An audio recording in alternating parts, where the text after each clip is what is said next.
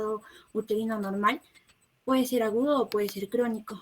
Y se habla de un sangrado uterino normal agudo, aquel sangrado abundante que requiere intervención médica para evitar una mayor pérdida del volumen sanguíneo. Y cuando este es crónico, pues va a haber anormalidades en cuanto al volumen, la regularidad y la duración, pero estos ya se están presentando en 6 meses. Siguiente. Bien. Tenemos que tener también presente la terminología recomendada para la menstruación anormal. Y estos van a estar en función a los indicadores que les he dicho, la frecuencia, la duración, la regularidad y el volumen. Dentro de las anomalías en la frecuencia, podemos ver si está ausente, si es frecuente o si es infrecuente. Es ausente va a tomar el término de lo que es amenorrea. Y cuando hablamos de amenorrea, podemos estar hablando de una amenorrea primaria o una amenorrea secundaria. Se habla de una amenorrea primaria cuando va a haber ausencia de la menarquía a los 15 años, o secundaria cuando hay ausencia de sangrado menstrual espontáneo durante 6 meses en una paciente previamente que tuvo sangrado menstrual. Y ahora, va a ser frecuente si el sangrado menstrual va a ser en periodos o intervalos menores a 24 días, y es infrecuente cuando el sangrado menstrual se refiere a periodos que van a comenzar a intervalos de más de 38 días.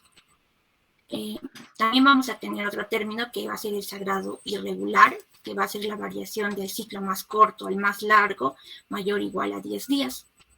En cuanto al sangrado menstrual prolongado, va a ser aquel ciclo que va a durar mayor a 8 días.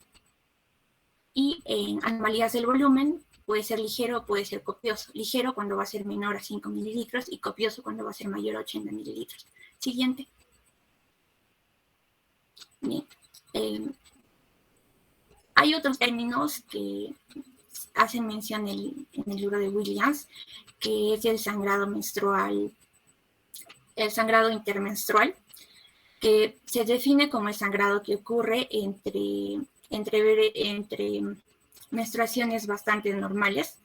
Y estas vamos a tener dos, el sangrado intermenstrual cíclico y el acíclico. El sangrado intermenstrual cíclico va a haber una pequeña cantidad de sangrado que surge del endometrio alrededor de la mitad del ciclo.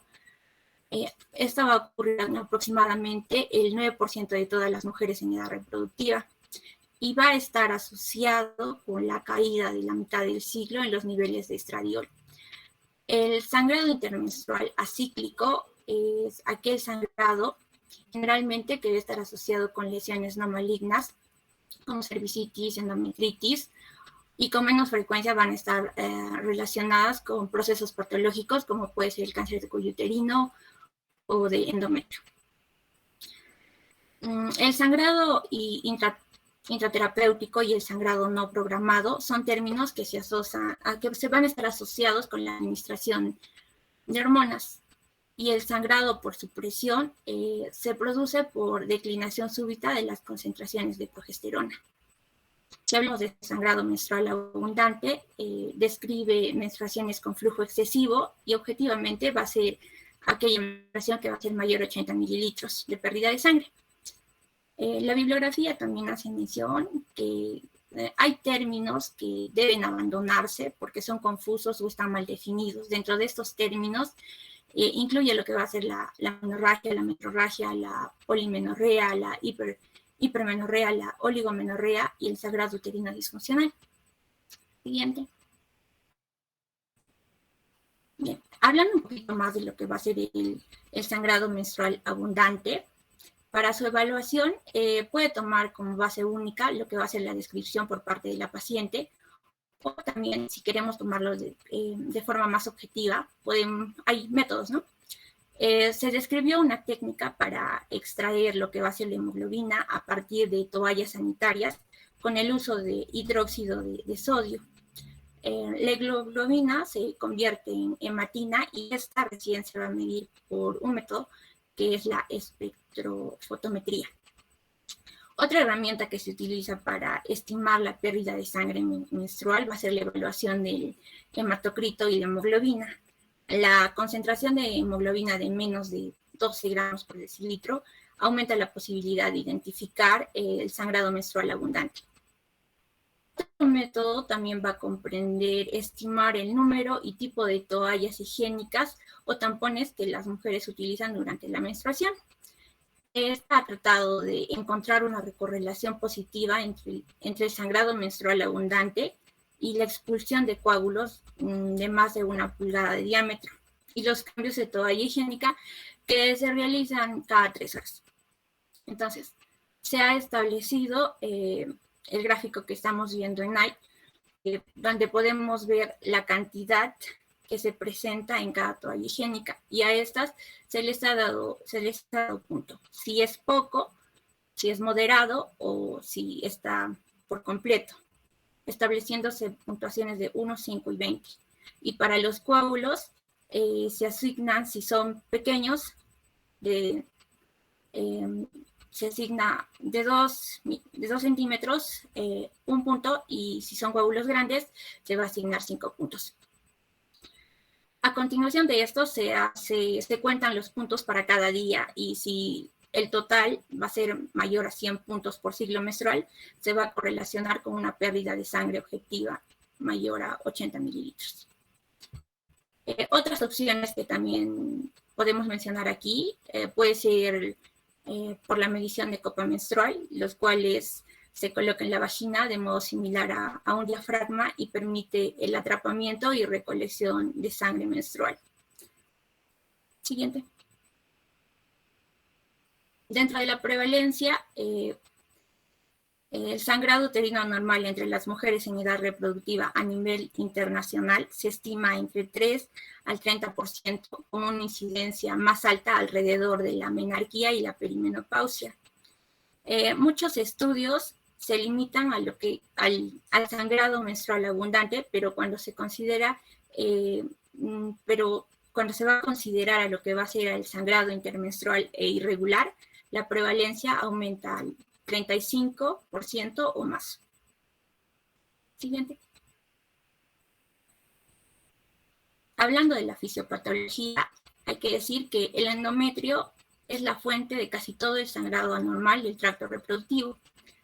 El endometrio, como están viendo en la imagen, consta de 2 zonas, una capa funcional y la capa basal. La capa funcional está en contacto directo con el miometrio y por debajo de la capa funcional. La capa basal sirve como un reservorio para la regeneración de la capa funcional después de la menstruación. En contraste, la capa funcional reviste la cavidad uterina y pasa por cambios notables durante el ciclo menstrual. La sangre va a llegar al útero por medio de las arterias.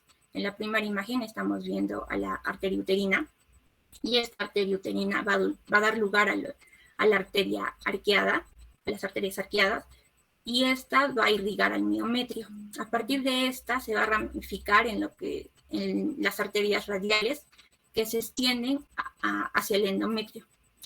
En la unión de lo que va a ser el endometrio y el endometrio, las arterias radiales se bifurcan para crear a las arterias basales y espirales.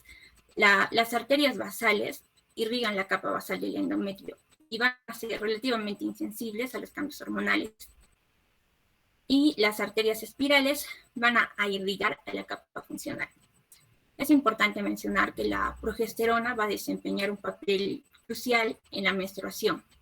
Hay 2 tipos de receptores de progesterona, el PRA y el PRB. Durante la fase secretora, la concentración de PRB declina en las células epiteliales y del estroma. Sin embargo, la expresión del PRA en esta capa persiste en las células del estroma. Y con esto se va a conservar la capacidad de respuesta a la progesterona y a su supresión. Cuando va a haber ausencia de embarazo, el cuerpo amarillo va a mostrar una regresión y reduce la producción de progesterona. La progesterona actúa como un agente antiinflamatorio. Su supresión va a aumentar las concentraciones de citocinas. Las concentraciones de citocinas elevadas van a dar lugar a que haya un flujo de leucocitos. Estos leucocitos van a liberar enzimas líticas, tales como las metaloproteinasas, de matriz que van a desintegrar el estroma y la estructura vascular de la capa funcional, dando lugar a la menstruación. Paralelamente a esto, hace mención las concentraciones de factor tisular, también de inhibidor del activador de plasminógeno 1, disminuyen con la supresión de la progesterona. Estas dos proteínas fomentan la hemostasia, entonces cuando hay una disminución de esto van a crear un ambiente propicio para el sangrado. Por último, la supresión de la progesterona aumenta las concentraciones de ciclooxigenasa, que es una enzima necesaria en la síntesis de prostaglandinas. Como resultado va a haber un aumento de lo que van a ser las prostaglandinas, llevando a una constricción intensa de las arteriolas espirales. Entonces, tenemos después a la hemostasia y el cese de la menstruación. Este va a depender del sistema de coagulación endometrial. Inicialmente se agregan plaquetas. Y esto va a ocurrir por la interacción de las glicoproteínas de las plaquetas con el factor de von Willebrand. Después se va a formar la fibrina por medio de lo que es la cascada de coagulación para ayudar a formar el coágulo. Entonces, la disregularización de cualquiera de los eventos que mencioné puede llevar a una menstruación anormal y a una mayor pérdida de sangre. Siguiente. Para el diagnóstico. El objetivo diagnóstico es la exclusión del embarazo o cáncer e identificar a las enfermedades subyacentes para permitir un tratamiento óptimo. Entonces tenemos que hacer una adecuada historia clínica, un riguroso examen físico, para de acuerdo a esto solicitar exámenes auxiliares. En la evaluación inicial de todos los pacientes en edad reproductiva hay que tener en cuenta que un único evento de sangrado aislado que no resulte en inestabilidad hemodinámica y ocurre en el contexto de ciclos menstruales que son por lo general normales, no va a requerir la paciente una evaluación, pero se le pide a la paciente que lleve un diario menstrual. Por el contrario, si hay un solo episodio de sangrado posmenopáusico, esta va a requerir prestar atención, ya que se va a considerar anormal y requiere una evaluación. También hay que evaluar la estabilidad hemodinámica del paciente. El triaje inicial va a incluir la evaluación de estabilidad hemodinámica, ya que pacientes hemodinámicamente inestables que presenten taquicardia y estén hipotensos deben estabilizarse en el departamento de emergencias antes de proceder a una evaluación adicional. Y los pacientes que estén hemodinámicamente estables suelen evaluarse en el ambiente ambulatorio. Siguiente, por favor. Dentro de la historia clínica tenemos que ver la historia menstrual, la edad de la menarquía, el último periodo menstrual, y es importante tener en cuenta las características de los periodos menstruales considerados normales por los pacientes, como la duración, el intervalo y la cantidad, para así determinar alteraciones en el patrón menstrual. La historia sexual y reproductiva ayuda a determinar si la paciente podría estar embarazada, ya que el embarazo es una causa común de sangrado uterino. Y también puede ayudar a determinar si la paciente ha contraído infecciones de transmisión sexual, como clamidia, gonorrea, herpes simples, que pueden causar cervicitis y presentarse como una hemorragia cervical. Los medicamentos actuales que los pacientes estén consumiendo también son de importancia, ya que pueden causar trastornos menstruales, el uso de anticonceptivos, anticoagulantes, antipsicóticos. Y en cuanto a los antecedentes familiares, hay que tener en cuenta preguntas sobre coagulopatías, malignidad, trastornos endocrinos. Siguiente. Los síntomas asociados, si ha presentado pérdida de peso, dolor, síntomas intestinales vesicales, y también es importante preguntar el historial quirúrgico de la paciente.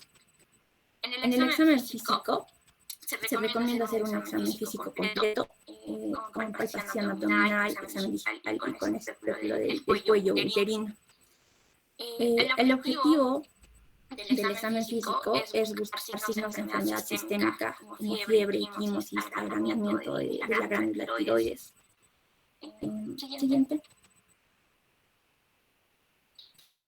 Se debe realizar un examen pélvico completo con un enfoque particular en sitios potenciales de sangrado de la vulva, la vagina, el cuello uterino, la uretra, el ano, y debe anotarse cualquier hallazgo anormal como posible evidencia de una fuente de sangrado no uterina.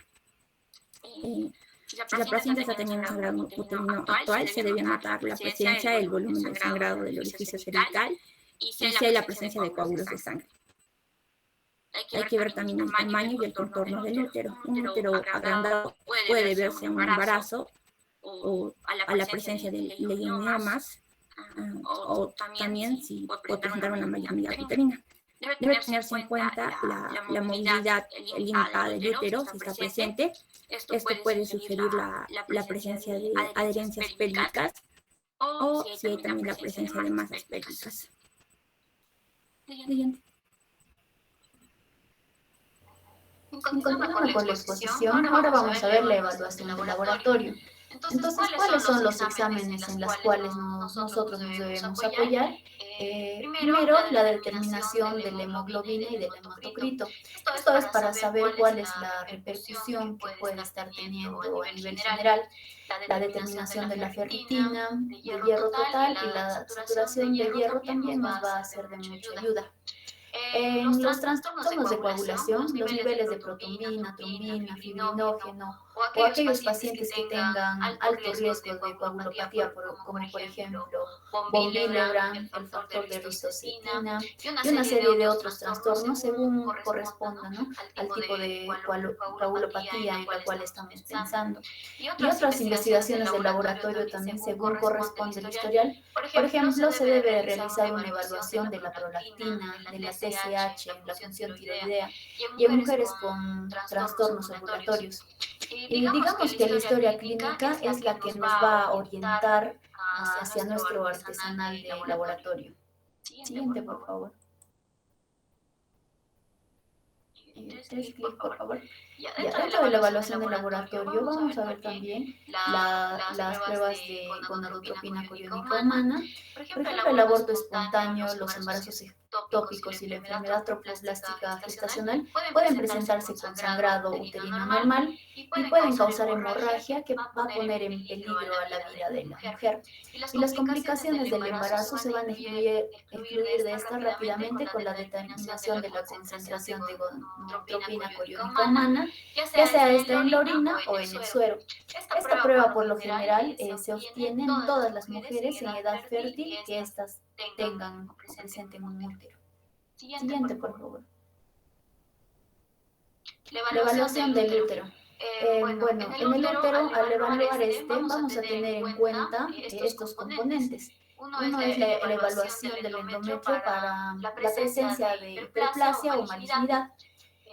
Segundo, visualizar la cavidad endometrial en el canal cervical para lesiones localizadas, como por ejemplo pólipos, leomiomas submucosos, y todo esto se realiza con el esteroscopio. También vamos a ver la evaluación del miometrio en busca de adenomiosis, leiomiomas y raramente en formar formaciones arteriovenosas. Por ejemplo, puede ser con el ultrasonido intravaginal, la resonancia magnética o la histerosonografía. En el epitelio endocervical y el estroma cervical también deben valorarse, considerando pólipos, malignidad y anomalías como el ITMOCELE. Todo esto también por esteroscopio o por biopsias tomadas. Este ITMOCELE es producto de esta alta incidencia en cesárea. Esta patología es relativamente nueva, no tiene más de 12 años y surgen después de como les menciono, la alta incidencia de cesárea alcanzada. Siguiente, por favor. La evaluación de la cervicitis. La cervicitis a menudo causa manchado intermenstrual o poscoito. En consecuencia, el examen al microscopio de una preparación en solución salina, o también se le conoce como preparación en fresco, de las secreciones cervicales puede brindarnos información útil. Y cuando esta secreción es mucopurulenta, es característico observar las láminas de neutrófilos mayor a 30 por campo, y también los eritrocitos. Puede existir también presencia de lo que es la tricomoniasis, se puede encontrar, ¿no?, en el microscopio tricomonas móviles. Y el estudio de clamidia, recordemos que la clamidia es una infección de transmisión sexual silente, y una de las manifestaciones que puede dar es un sangrado uterino anormal, y esto es extremadamente importante porque causa un gran porcentaje de lo que va a ser la infertilidad. Siguiente, por favor. El estudio citológico o biopsia de cuello uterino. Cuando nuestra paciente tiene un sangrado uterino anormal y es mayor a los 45 años, no podemos olvidar y no podemos también omitir el realizar una biopsia de endometrio. Si es por debajo de los 50 años, es frecuente encontrar un 10% en estas pacientes que puedan tener un cáncer de endometrio. Entonces debemos descartar un cáncer de endometrio. Y bueno, voy a volver a explicar las cifras. El 10% del cáncer de endometrio se manifiesta en pacientes menores a 50 años. Por lo tanto, aquellas pacientes que tengan 45 años y un sangrado uterino normal, debemos buscar, les mencioné, el cáncer de endometrio. Y si nuestra paciente tiene menos de 45 años y no está utilizando, por ejemplo, el estrógeno, presenta un sobrepeso o tiene un síndrome de ovario poliquístico, también debemos de tomar una biopsia de endometrio. ¿Y cómo se puede hacer esta? Con una biopsia aspirativa de endometrio, que es la manera más adecuada y más rápida para poder tener la biopsia. Siguiente, por favor. La ecografía transvaginal. La ecografía transvaginal es una herramienta ampliamente disponible, que lo podemos encontrar en cualquier centro, con una buena relación de costo-beneficio, y se usa generalmente o común para evaluar sangrado uterino normal. Otra ventaja también de lo que es la ecografía transvaginal es su capacidad para evaluar el miometrio, las superficies del útero y los anexos. Para lesiones endometriales, clic más, por favor. Para lesiones endometriales, la ecografía transvaginal es más útil y sensible para definir el grosor endometrial. Cuando se obtiene, por ejemplo, como vemos en la imagen, una proyección sagital, este grosor representa las superficies endometriales opuestas y aparece, como señalé en rojo, como una tira endometrial hipericoica que va desde el centro hasta el cuerpo del útero. Y el líquido intracavitario, si está presente o no, no se incluye en el cálculo. En lugar de esto, se mide el grosor de lo que es el endometrio y a cada lado del líquido. Y después todo esto se suma. Los factores que nos pueden limitar o perjudicar, se podría decir, la visualización del endometrio van a ser la obesidad de la paciente o otra alteración patológica del útero, como miomas y adenomiosis. Siguiente, por favor. Bueno, el examen de imagen de elección, como les vuelvo a repetir, es la que tiene aquí presente, que es la ecografía transvaginal. Una ecografía donde podemos ver claramente el miometrio, el endometrio de una manera adecuada, con muy buena sensibilidad y muy buena especificidad. Siguiente, por favor. Cuando tengo la presencia de alguna lesión importante, como por ejemplo aquí vemos una imagen nodular redondeada heterogénea que está ubicada en el miómetro, esta es una imagen característica de un mioma. Siguiente, por favor. Y si esa misma imagen nosotros la vemos dentro de la cavidad endometrial, este puede ser un pólipo o puede ser también un mioma mucoso. Siguiente, por favor. Y la histeroscopía se utiliza generalmente insertando un endoscopio de diámetro pequeño en lo que es la cavidad endometrial. Nos va a servir para la detección de lesiones intracavitarias focales como miomas o pólipos, como le mencioné. Es una herramienta primaria para el diagnóstico de sangrado uterino normal. Ya les mencioné las limitaciones. Siguiente, por favor.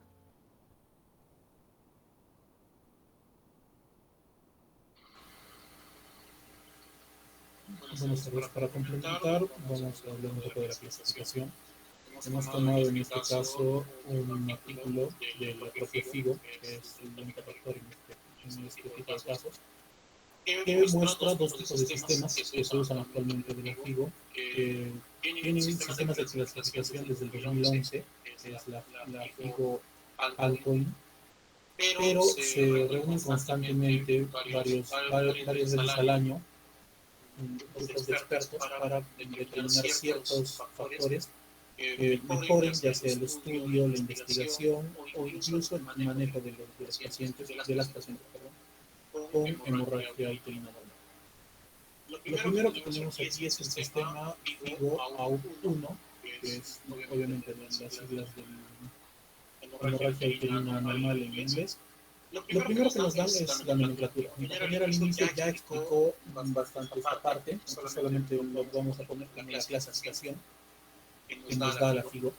Nos dan estas tablitas. Lo primero que se ve es los parámetros, que mi compañera ya había explicado. Los parámetros que se usan son la frecuencia, la duración, la regularidad y el volumen del fluido, o de la sangre en este caso, el sangrado. Aquí hay algo que ha variado. Mi compañero explicó que en el caso de los sangrados copiosos o los sangrados mal traducidos, pesados, que vendría a ser la traducción literal, dijo que es mayor de 80 mililitros. Esto aún se utiliza, es cierto, todavía se utiliza de manera objetiva, si se pudiese hacer la contabilización de toallas o tampones o de coágulos, como dijo mi compañero. Pero actualmente la FIGO en esta última de 2018 dice que cualquier sangrado, objetivando o no la cantidad de sangre que ha expulsado la paciente, se considera como un sangrado copioso si altera o tiene efectos nocivos en la calidad de vida de la paciente, ya sea de forma emocional, de forma física o en sus actividades diarias. En cuanto a la frecuencia, es lo que mencioné al inicio, vemos que hay tres formas anormales de frecuencia y una normal. Lo normal es que la frecuencia se dé más de 24 días o menos de 38 días. Eso es lo normal, lo que está establecido. Ahora, ¿cuándo varía esto? Tenemos otro concepto como puede ser la ausente, que también se conoce como amenorrea. Aquí le van a dar como si fuesen 90 días, perdón, 90 días sin un periodo menstrual. Infrecuente cuando los periodos son después de 38 días. Frecuentes cuando son menos de 24 días. A estos infrecuentes, anteriormente, como mi compañero mencionaba, hay términos que ya no se usan o que no recomienda la FIGO utilizar. Uno de estos es la oligomenorrea, que en su momento era lo mismo, cuando eran infrecuentes, pero con más de 35 días incluso decían los textos. Aquí ya lo estandarizan con más de 38 días como frecuente. La duración, aquí sí hay un consenso normativo. Normal se dice cuando es menos de 8 días y los prolongados cuando son más de 8 días. Ahora, en el caso, por ejemplo, de la regularidad, aquí tenemos uno de los mejores avances o cambios que se ha hecho. Porque en el caso de la regularidad, mi compañera mencionaba que lo normal o lo regular es que haya variaciones cíclicas menores de 7 a 9 días. En el mismo texto menciona que a forma de consenso o de hacerlo más fácil, podemos sumar más o menos 4 días. Es decir, si una paciente tiene una normalidad, una frecuencia normal o una regularidad normal, de más o menos 4 días de periodos menstruales. Aquí consideramos como normal. ¿Cuándo consideramos irregular? Cuando los periodos cortos, los periodos entre menstruación y menstruación son mayores o iguales a 8 a 10 días. ¿Por qué ponen aquí de 8 a 10 días? Porque aquí FIGO ya ha clasificado los rangos de acuerdo a rangos etarios. Se dice que de 18 a 25 años, lo normal es que sean menor o igual a 9 días.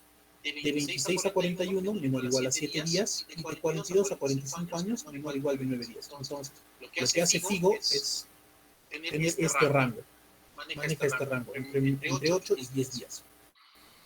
Los volúmenes, bueno, eso ya lo mencionamos al inicio. Cuando son volúmenes bajos, se dice que es menos de 5 mililitros, lo que antes se conocía como hipomenorrea. Lo normal, lo que está dentro del percentil, es de 5 a 80 mililitros. Esto se considera como normal. Y las hemorragias abundantes es lo que se conocía también como menorragia. Actualmente lo que también ha descartado. La menorragia, sin embargo, se consideraba como el sangrado abundante, este sangrado más el dolor, es decir, había un sangrado abundante más la dismenorrea. Esto del sangrado intermenstrual es lo que mi compañera ya mencionó, eso no lo vamos a repetir mucho, pero es lo que anteriormente perdón, era la metrorragia. La metrorragia era el término que se utilizaba anteriormente. Puede ser aleatorio, es decir, puede presentarse en cualquier momento del mes, puede ser cíclico, es decir, que se puede predecir cuándo va a llegar este sangrado normal, como ya mencionó, en el ciclo temprano, en el medio o en el largo. Ahora, también hay otro que es un sangrado no esperado por el uso de progestágenos o de estrógenos, especialmente en el caso de los sistemas anticonceptivos hormonales. En este caso, la tablita nos menciona que va a ser anormal cuando tenemos un sangrado que no es normal en la paciente y que está presente gracias al uso de estos medicamentos o de estos métodos anticonceptivos. Esto también ya lo mencionó mi compañera, hay un periodo agudo y un periodo crónico. El crónico es mayor de 6 meses y el agudo cuando esto es más objetivizado por el médico. Si el médico considera que el sangrado abundante es necesario tratarlo para que la paciente no tenga una mayor pérdida sanguínea o no tenga un desorden orgánico, entonces ahí ya consideramos que es un episodio agudo. Lo que es importante señalar aquí es que puede haber una paciente que tenga una hemorragia uterina normal, pero que presente episodios agudos. Entonces, no es que uno de ellos va a suplir al otro, sino que pueden coexistir. Una paciente que tiene sangrados constantes puede presentar un episodio agudo que necesita una atención urgente, una atención inmediata. Aquí están lo que mi compañera mencionaba, los términos que ya no se utilizan, lo que ya les mencioné también. Aquí también tenemos uno que es el sangrado uterino disfuncional. ¿Qué ocurre con esto? Anteriormente, y esto no lo consideramos en la exposición porque es más utilizado ahora el FIGO, había una clasificación de la hemorragia uterina normal en 3 aspectos. La causa orgánica, la causa disfuncional, que vendría a ser y la causa iatrogénica. La orgánica era la anatómica, la que vamos a ver más adelante, en que se basa ahora en el PowerPoint. Esta anatómica era un 25% aproximadamente. Esta disfuncional era principalmente causada por las hormonas y era el más común. Bueno, sigue siendo el más común, el 75%. Y esta todavía se divide en 2, una anovulatoria y una ovulatoria. Estas normalmente eran en pacientes que estaban en la pubertad o en la premenopausia, y esta ovulatoria era normalmente en pacientes que estaban en la edad fértil o edad reproductiva. Las ovulatorias normalmente eran por disrupción de la progesterona o una infección retrofolíqueo, y las anovulatorias eran por disrupción de los estrógenos, supresión de los mismos. Y la iatrogénica, que es la que actualmente se mantiene con su mismo nombre, es la que se da principalmente por la de medicamentos. Aquí está la parte que mencionaba que les explicaba en el anterior cuadro, en la bibliografía. ¿Cómo se define ahora el sangrado masivo o el sangrado copioso? Cuando tenemos un compromiso de la calidad de vida de la paciente, psicológica, social, emocional y la misma calidad de vida. Ahora, aquí están todos los parámetros que mencionó mi compañero, solamente un recordar y de dónde sale estos parámetros que se han utilizado y por qué se han dejado de usar términos como hemorragia, metrorragia, la sangrado uterino disfuncional. Estos términos se están abandonando por la FIGO principalmente porque habían problemas al momento de concebir el concepto. Los norteamericanos en sus días tenían un tipo de una definición para la metrorragia. Los europeos utilizaban otra. Entonces, lo que hace FIGO es decir, estos términos son muy ambiguos, no no especifican cómo tratar al paciente, no especifican la molestia del paciente, entonces vamos a utilizar términos que puedan ser universales, que se puedan objetivar de mejor manera. Por eso es que tenemos la frecuencia, la regularidad, la duración, el volumen. Todo esto, también FIGO nos da una tablita, que vamos a ver más adelante, que es bastante práctica porque nos da la causa, también nos da cuál es el problema de fondo de la paciente. Porque al fin y al cabo esto es parte de un diagnóstico. Ahora, lo importante aquí y en lo que ha variado FIGO desde 2011, llevan reuniéndose, es el FIGO Out2, o conocido como Palm Coin, en español palma moneda, que vendría a ser la causa etiológica del sangrado uterino. Los estructurales o anatómicos que mencionábamos al inicio, que antes se conocían como orgánicos, que anteriormente eran los orgánicos, estos se van a dividir en 4 tipos. PALM, que es la misma técnica, palma, que son pólipos, adenomiosis, leionioma y la malignidad e hiperplasia, sobre todo hiperplasia. Estos se dividen así, ¿por qué? Porque son estructuralmente visibles, histológicamente comprobables. Los pólipos que mencionamos con primera en la ecografía son visibles. La adenomiosis también. Gráficamente hay criterios que vamos a ver que se pueden diagnosticar. El leionioma también, la malignidad de hiperplasia también. De estos, el más, por así decirlo, complicado es la adenomiosis. ¿Por qué? Porque estos pueden variar en las etapas de la vida, desde el 5 hasta el 70%, dependiendo de la etapa de vida de la paciente. Los pólipos son los más estables, no son los más comunes, pero son los menos lesivos. Perdón. Los pólipos son protrusiones hiperplásicas que son benignas y son producidas por el tejido endometrial. Están constituidas principalmente por glándulas endometriales, estroma y sobre todo vasos. Esos vasos son los que sangran. Usualmente son bastante asintomáticos. Tienen una base que puede ser sesi, es decir, no tiene pedúnculo, o pedunculadas. Pueden protruir incluso a la zona cervical, en el cuyo caso ya es un pólipo cervical. Lo importante que tiene los pólipos aquí es que el pólipo está dado principalmente, o se asocia principalmente a un crecimiento por estrógenos, es decir, es estrógeno dependiente. En el caso del pólipo, como es estrógeno dependiente, durante la menopausia va a ocurrir una involución y una atrofia del propio pólipo. Por eso es que el pólipo puede desaparecer incluso sin tratamiento, sin manejo. Lo que se suele hacer, el manejo que se suele recomendar es la sección por histeroscopía, pero hay que tener mucho cuidado porque, como dije, algunos de estos tienen pedúnculo, tienen una base bastante amplia y por ahí pasan vasos. Y estos vasos, al momento de hacer la torsión, al estrangulamiento, se rompen, puede producir mayor sangrado. Hay que tener cuidado con los pólipos. Ahora, antes de pasar a los adenomiosis y leionioma, hay que mencionar que estos de aquí son los más sintomáticos en las fases tempranas y en las fases benignas, porque aquí es que sí es sintomático bastante, pero ya es en fases un poco más avanzadas, ya es un poco más difícil de tratarlos. En el caso de las adenomiosis, de los miomas, vamos a hablar de los leiomiomas, son muy parecidos a los pólipos. ¿Cuál es la diferencia? El pólipo decíamos que es estroma que protruye hacia la luz uterina, perdón. Mientras que el mioma, como su nombre lo dice, el mioma uterino, es capa muscular. Este tejido muscular protruye, normalmente no tiene base, mientras que el pólipo podría ser así, más base, este no, este normalmente es así, ya se ve la tumoración, por así decirlo, y por dentro también está invadiendo al endometrio. Hay algo que diferenciar entre el pólipo y el mioma. El pólipo normalmente tiene un sangrado vaginal existente, pero no es tan copioso.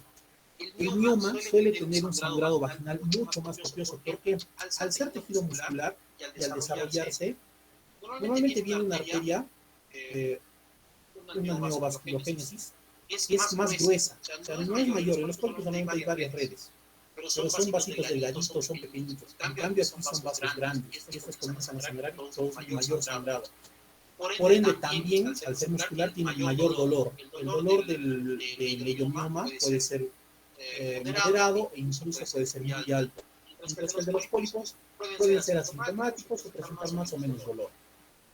Ahora, Si nosotros vamos a ver la vascularización, como lo dije, el pólipo tiene una vascularización existente, pero no es tan alta.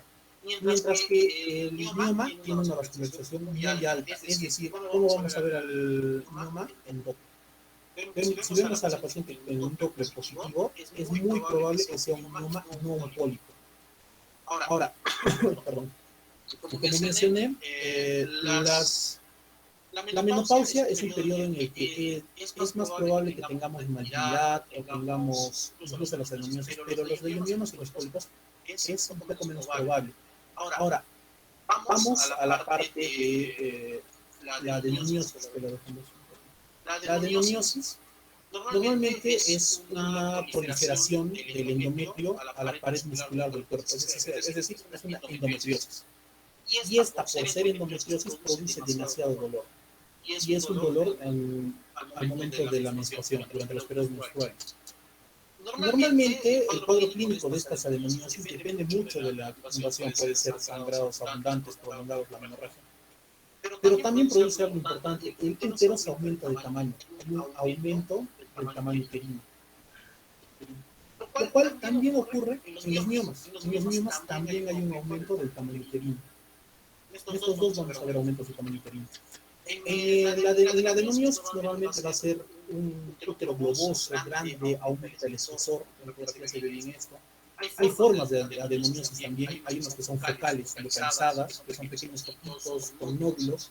Hay otras que son difusas, que el útero se encuentra totalmente aumentado en tamaño y tiene varias criptas glandulares. Y normalmente el lugar más frecuente en el que se infiltra es en la pared exterior del útero. Ahora, en cuanto a la miomatosis, aquí me olvidé decirlo, la adenomiosis, la miomatosis, hay una subclasificación, ahora la vamos a ver. ¿Por qué? Porque esta patología tiene dos tipos. Una submucosa, bueno, tiene más, se divide en 8, pero lo principal, submucosa y no submucosa. ¿Por qué lo dividen así? Porque la submucosa, esta es más sintomática, más peligrosa, sangra más y duele más. Ahora, en el caso de la malignidad o de la hiperplasia, como sabemos, es simplemente una proliferación y se parece mucho a lo que es el cáncer de endometrio. La hiperplasia, esta hiperplasia podemos dividirla incluso en 4. Podemos encontrar una hiperplasia simple, una hiperplasia compleja, una simple con atipia y una compleja con atipia. Y lo que manda aquí sería la atipia. ¿Por qué tenemos que tener en cuenta esto? Las hiperplasias tienen riesgo a cáncer. Las simples, solo 1%, las complejas hasta 3%, las simples pero con atipia 8 a 10% y las complejas con atipia hasta 30%. Si tenemos esta, hay que sospechar mucho en malignidad.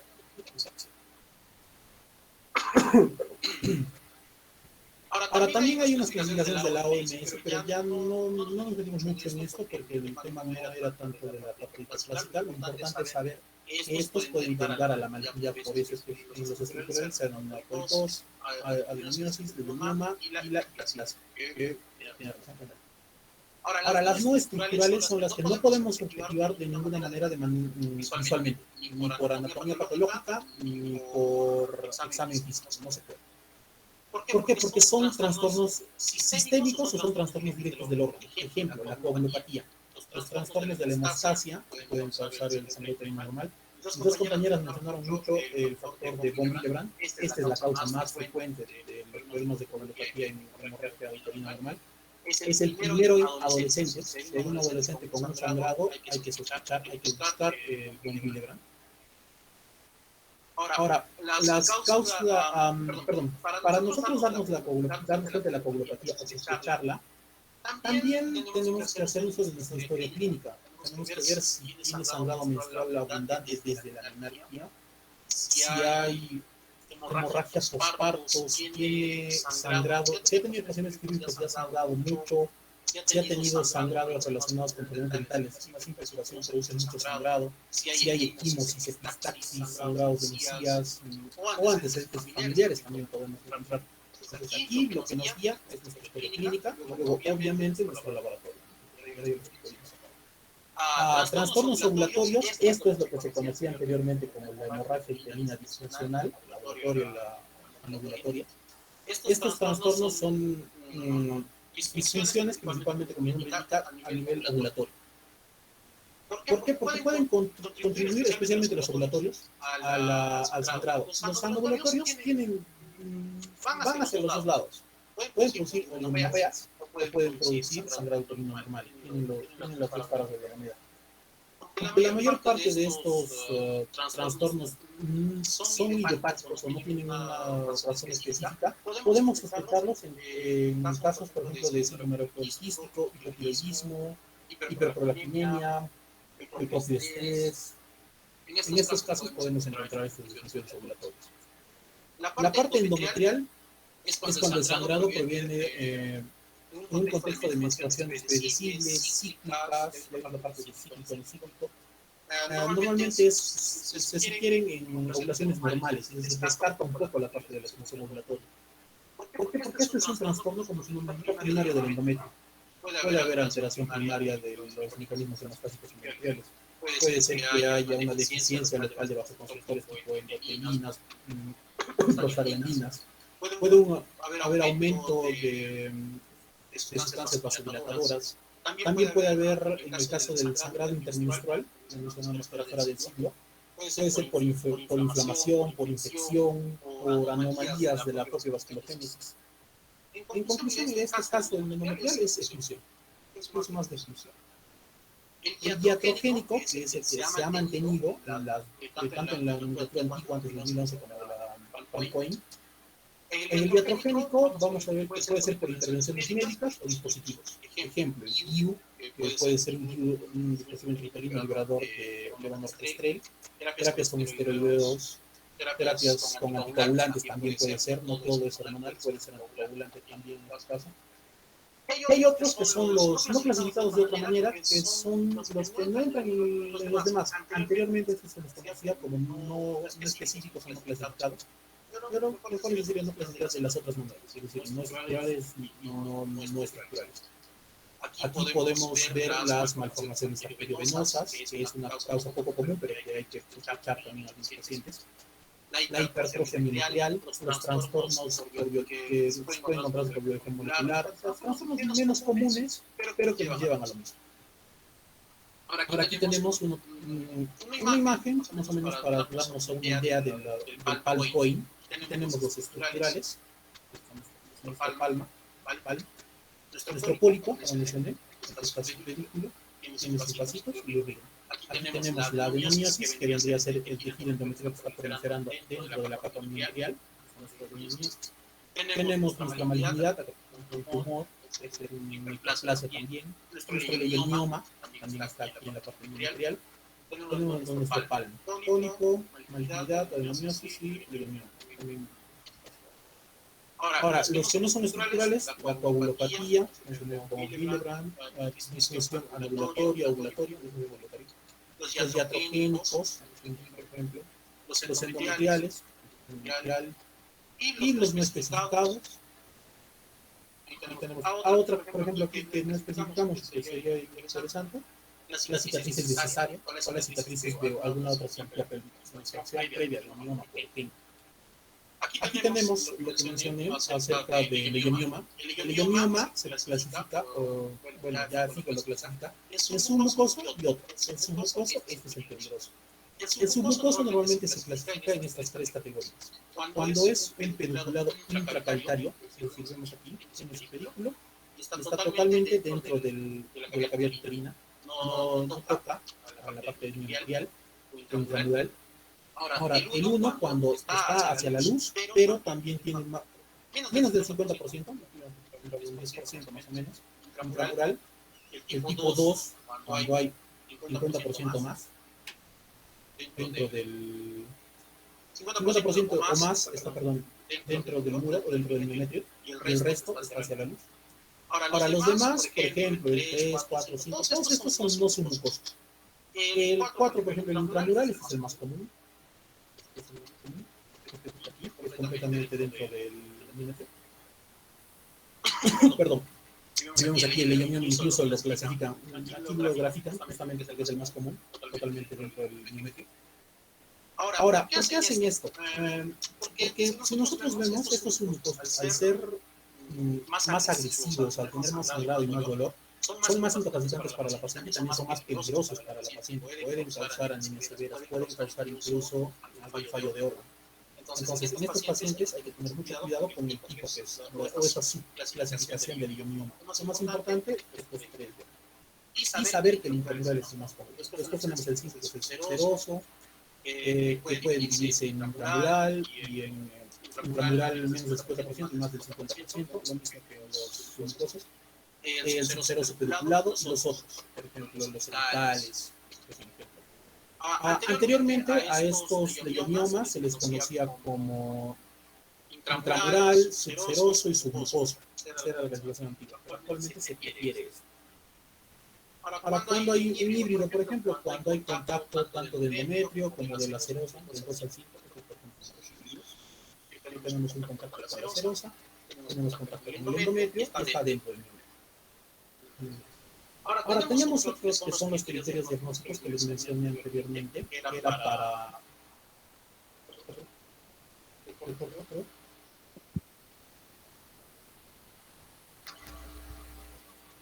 Disculpe.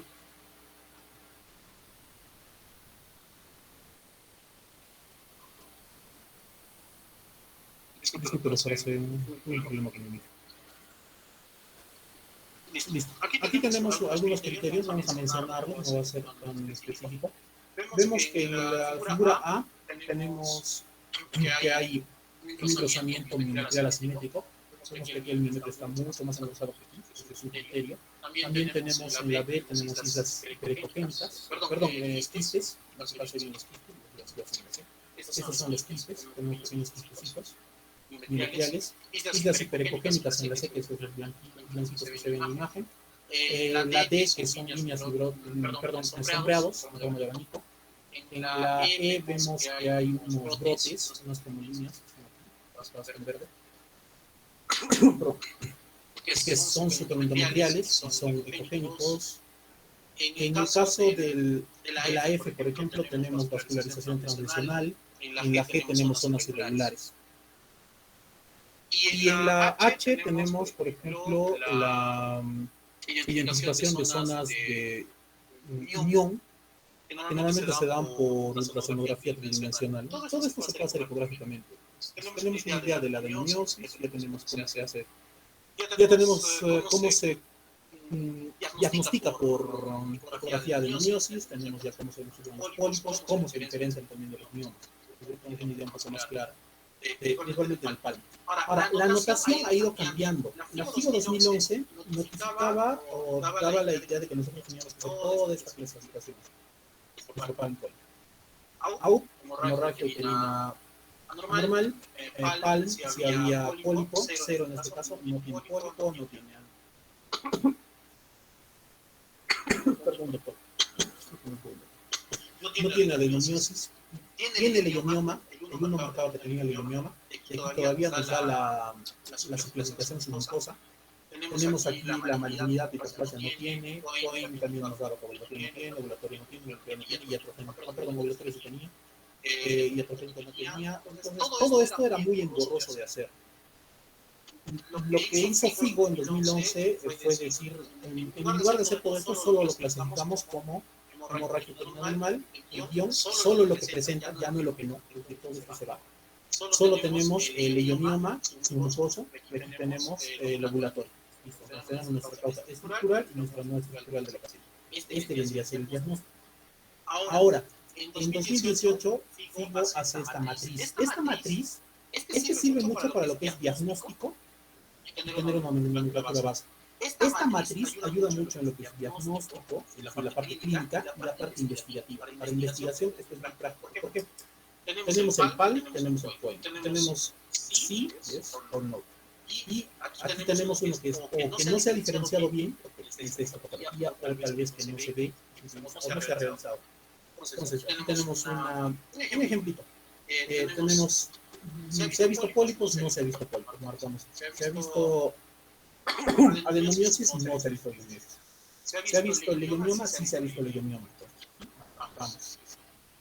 ¿Se ha visto malignidad? No se ha visto. ¿Ovulopatía? No. ¿Ovulatorio? Sí se ha visto. Entonces, marcamos. y así, con todo lo que encontremos. Aquí, por ejemplo, la parte endometrial, como no es un diagnóstico de función, casi nunca se va a encontrar en sí o no. Es muy raro en el diagnóstico inicial, por eso lo ponen aquí en duda. Igual la comunidad aquí, por ejemplo, no han tenido en el momento del examen de biomolecular. Y después vemos aquí que con los exámenes correspondientes, aquí tiene su descarte de biomolecular y todo, el de que no tiene, tampoco tiene en este caso han visto que endometrialmente sí tiene. Va pasando de una primera revisión, que vendría a ser esta, después en una segunda revisión, descartamos o aseveramos que lo que nosotros estamos dudando tenga o no tenga, con nuestros exámenes auxiliares, obviamente. Esta notación es muy práctica, ya nos da una tablilla y nosotros solo marcamos. Si nos tiene, no tiene, nos falta, podemos seguir investigando la pasión. Para investigación es muy práctica. Continuando con las anormalidades endometriales, con la hiperplasia y la neoplasia intraepitelial, tenemos que recordar que varias enfermedades endometriales se han enlazado a un exceso de estrógeno. Entonces, esto lo que causa es un sangrado uterino anormal, ya que el estrógeno va a promover la proliferación y el crecimiento endometrial, mientras que la progesterona va a limitar este crecimiento. Al existir una estimulación por estrógenos no equilibrada, la proliferación endometrial va a continuar de una manera, lo cual va a llevar a cambios estructurales y también a cambios citológicos, como puede ser un endometrio proliferativo desordenado, una hiperplasia endometrial sin atipia o también neoplasias no intraepiteliales endometriales y cáncer endometrial. Como se ve en la imagen derecha, tenemos que recordar que el endometrio en fase proliferativa normal va a contener glándulas que van a estar dentro del estroma con una proporción entre las glándulas y el estroma, una relación de 1 a 1. En el caso del endometrio proliferativo desordenado, el endometrio va a mantener una proporción normal general, pero aquí va a mostrar una dilatación y también un apiñamiento de las glándulas focales En la hiperplasia sin atipia, generalmente aquí va a mostrar las glándulas más difundidas y también al existir una regresión después de la corrección del ambiente de estrógeno, va a mejorar, ¿no? Por eso se dice que del 1 al 3% de los casos no tratados de esta hiperplasia sin atipia van a progresar a un adenocarcinoma endometrioide. Siguiente. En el tratamiento del endometrio proliferativo desordenado y la hiperplasia sin atipia se van a tratar mejor con la progesterona. Las formas comunes son el acetato del medroxiprogesterona, el cual esta es la dosis de 10 a 20 miligramos al día por vía oral. Otra forma común es el acetato de medroxiprogesterona de depósito, el cual este se va a dar por vía intramuscular con una dosis de 150 miligramos cada 3 meses. O también el dispositivo liberador del levonorgestrel. En el caso de la otra forma común, que es el acetato de megestrol, este es eficaz, pero este se usa con menor frecuencia y si se da el uso, se da en pacientes que presentan una neoplasia intraepitelial o una neoplasia intraepitelial endometrial, o una dosis de 40 a 200 miligramos al día por vía oral.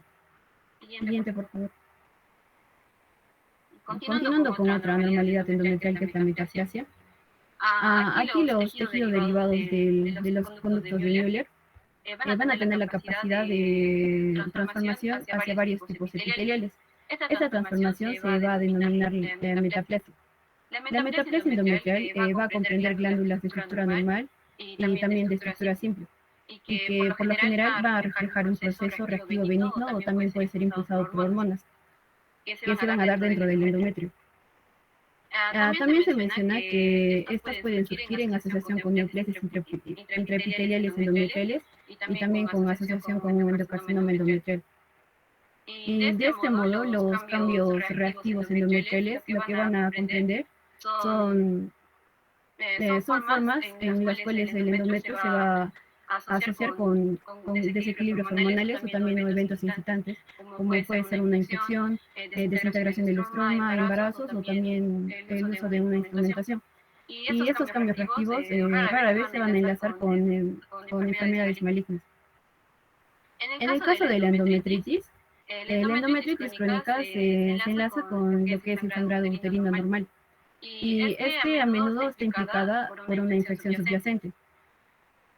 Estos se han identificado agentes aquí, como son el micoplasma, el estreptococcus, la Neisseria gonorrhoeae, la Chlamydia trachomatis. Es por eso que de este modo también las pruebas de detección de gonorrea y las pruebas de detección por infección por clamidia se realizan en muchos pacientes, las cuales son sexualmente activas, que presenten un sangrado uterino anormal. La endometritis crónica se diagnostica con un estudio histológico por infiltración de las células plasmáticas. También se usa lo que es la histeroscopía. Para el tratamiento de la endometritis crónica se da el uso de los antibióticos, como son la doxiciclina por una dosis de 100 miligramos por vía oral, el cual se da 2 veces al día durante 10 días. Pero aquí se menciona que el tratamiento con antibióticos es desafiante. Y es desafiante. Siguiente, por favor. Continuando con las anormalidades estructurales, estas anormalidades van a ser causas frecuentes de un sangrado uterino anormal. Las anormalidades del tracto reproductor congénito, parcialmente las obstructivas, van a propiciar un sangrado intermenstrual crónico que va a ser superpuesto por ciclos menstruales normales. Comenzando con el pólipo endometrial, el cual estas neoplasias intrauterinas blandas y carnosas van a estar compuestos de glándulas endometriales, de estroma fibroso y de epitelio de superficie. Estos pólipos pueden ser únicos o pueden ser múltiples. Respecto a su tamaño, estos pueden medir de algunos milímetros hasta varios centímetros. Y también pueden ser sésiles o pedunculados. Aquí el estrógeno y la progesterona van a estar implicados en su crecimiento porque aquí se van a notar cifras más altas de los receptores dentro de los pólipos en comparación con el endometrio normal. Estos pólipos van a ser comunes y su prevalencia en la población general es del 9%, pero en los pacientes que van a presentar un sangrado uterino normal, esta prevalencia aumenta de un 10 a un 30%. Los factores de riesgo para desarrollar este pólipo endometrial es la edad creciente, la obesidad y también el uso del tamoxifeno. Respecto a la sintomatología de los pólipos endometriales,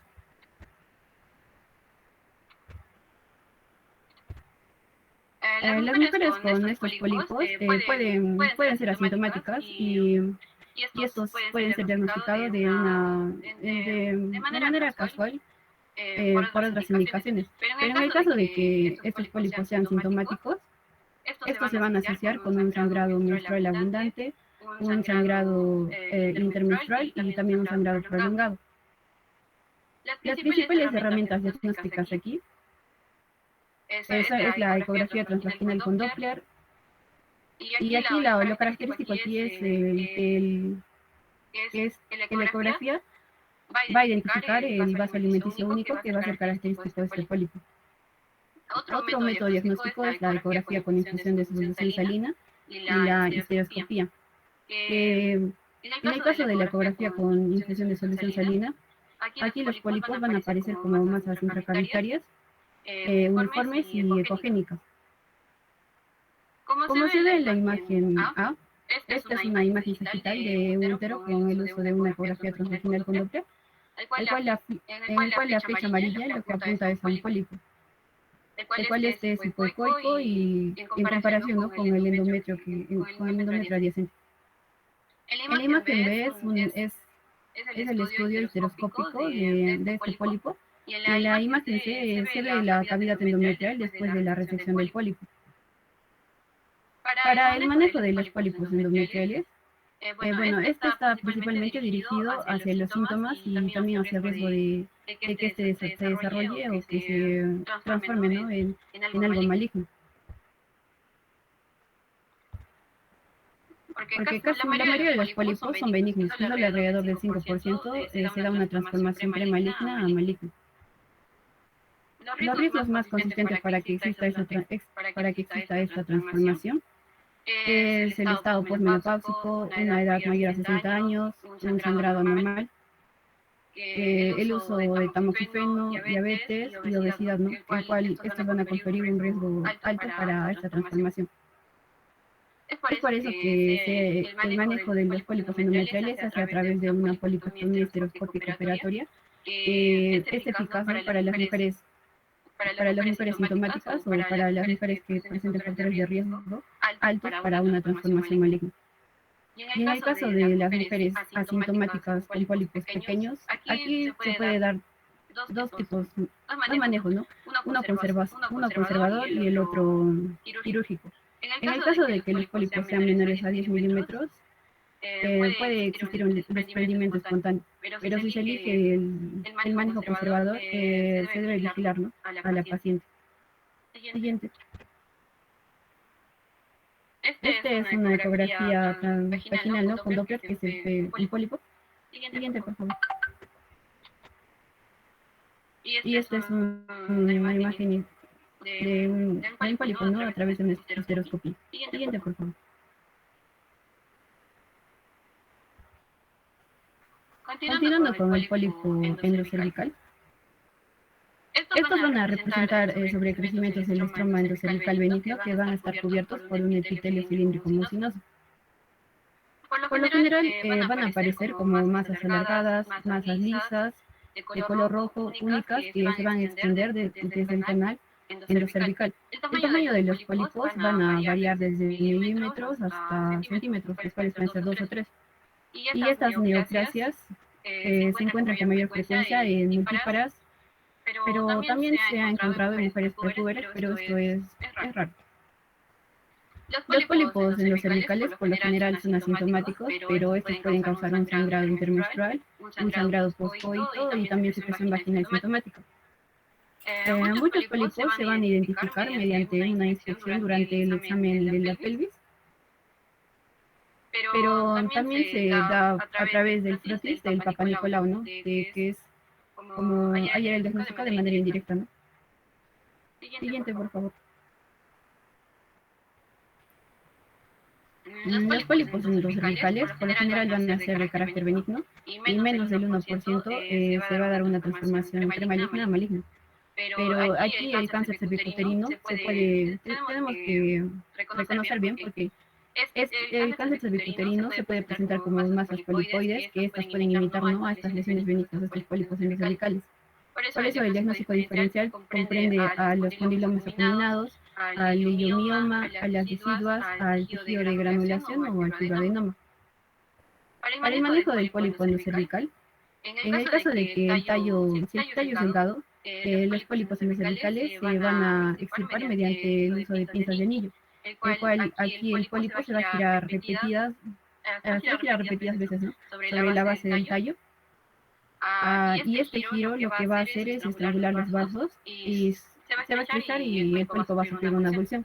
También aquí se aplica lo que es la pasta de Monsell, que este va a ser un compuesto de sulfato férrico que se usa como solución hemostática.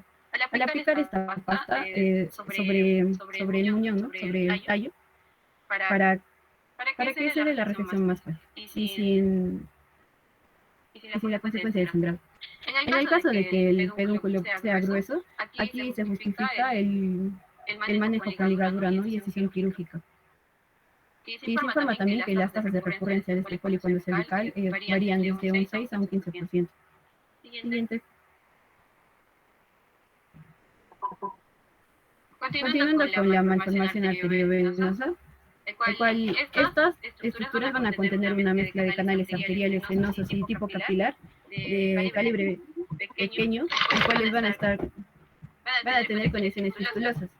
Las malformaciones arteriovenosas uterinas pueden ser congénitas o pueden ser adquiridas, y los calibres de los vasos pueden variar considerablemente.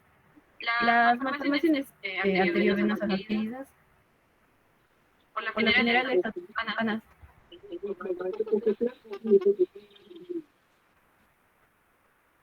Las malformaciones arteriovenosas adquiridas, estas por lo general van a ser de un gran calibre, que se van a formar posterior a una intervención quirúrgica, puede ser miometral o también intracavitario. Los síntomas en estas malformaciones arteriovenosas es que las pacientes lo que van a notar es un sangrado menstrual abundante, Y estos síntomas pueden aparecer lenta o pueden aparecer de manera repentina, ¿no? A través de una hemorragia que va a poner en peligro la vida de la paciente. Siguiente, por favor. Para el diagnóstico de esta malformación se usa la ecografía transvaginal. Esto es debido a su fácil disponibilidad. También se usa la ecografía Doppler. También la ecografía ayuda en su confirmación. También la tomografía computarizada y resonancia magnética. En el caso del manejo, estas se van a tratar con eficacia por medio de una histerectomía. Y también en un estudio se menciona a la embolización arterial, la cual tiene una tasa de éxito hasta alrededor del 91%. Siguiente, por favor. Bien, continuando con las fuentes externas, vemos al dispositivo intrauterino, en este caso de causa no estructural iatrogénica.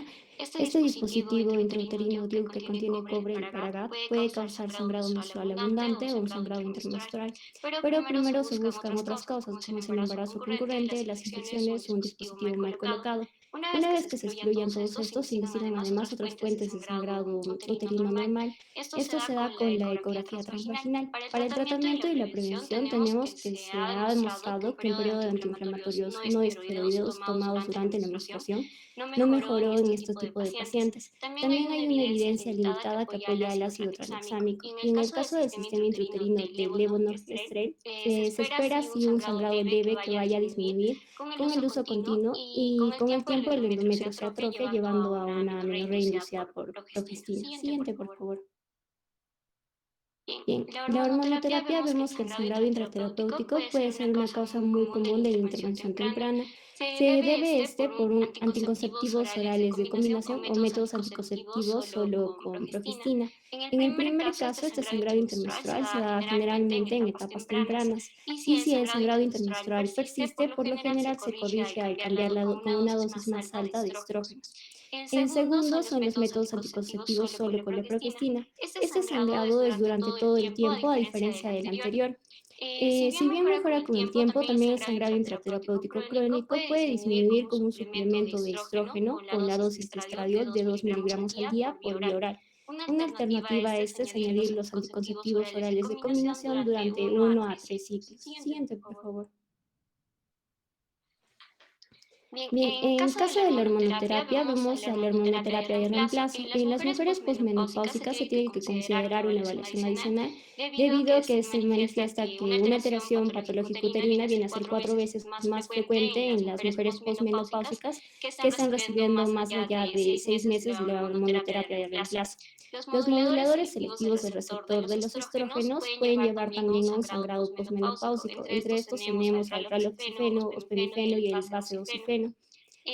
Tamoxifeno es otro modulador selectivo del receptor de los estrógenos que se usa como tratamiento adjunto para el cáncer de mama, receptor de estrógeno positivo. Si bien disminuye la acción del estrógeno en el tejido mamario, puede estimular la proliferación endometrial, enlazándolo con una hiperplasia, los pólipos o el adenocarcinoma de endometrio. Siguiente, por favor. Bien. Los anticoagulantes, específicamente las pacientes que usan anticoagulantes, tienen un riesgo de sangrado menstrual abundante. Es por ello que en este tipo de pacientes se tiene que preguntar una buena anamnesis si ha cambiado la dosificación de estos anticoagulantes, si están tomando un nuevo medicamento que sea un antagonista de los mismos. También se piden pruebas de laboratorio como es el tiempo de protonina, el tiempo de tromboplastina parcial y el recuento plaquetario. Aquí tenemos los dos grupos, los antagonistas de la vitamina K, como son la warfarina y la heparina, y los anticoagulantes orales directos, como es el apixaban, rivaroxaban, el dabigatran y edoxaban. Para el manejo de este sangrado uterino normal relacionado con los anticoagulantes, vemos si la concentración del anticoagulante está dentro del rango terapéutico. En caso de que sí lo esté, se puede utilizar el acetato de medroxiprogesterona o este sistema intrauterino de levonorgestrel. ¿Qué es una indicación para este tipo?